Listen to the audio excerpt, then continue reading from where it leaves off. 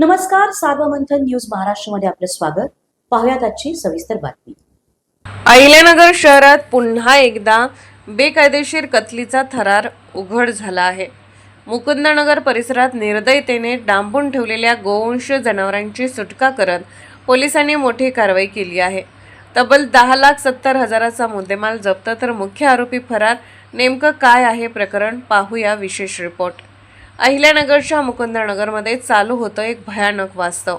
निर्दयतेने दाटीवाटीत चारापाणी न देता 7 निरपराध गोवंशीय जनावरांना कत्तलीसाठी डांबून ठेवण्यात आलं होतं. ही केवळ बेकायदेशीर कत्तल नव्हे तर मानवतेलाच काळिमा फासणारी घटना आहे. स्थानिक गुन्हे शाखेच्या पथकाने गुप्त माहितीच्या आधारे धाड टाकत हा प्रकार उघडकीस आणला आणि या ठिकाणाहून 7 जिवंत जनावरे आणि 2 वाहने जप्त करत मोठी कारवाई केली.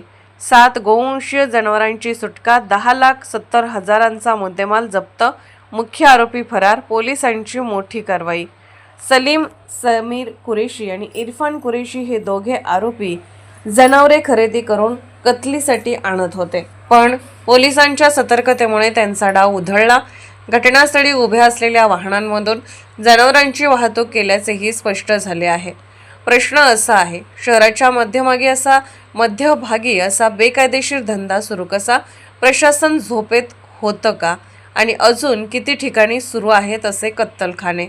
दरम्यान आरोपी विरोधात महाराष्ट्र पशु संरक्षण कायद्याअंतर्गत गुन्हा दाखल करण्यात आला असून पोलिसांकडून पुढील तपास सुरू आहे.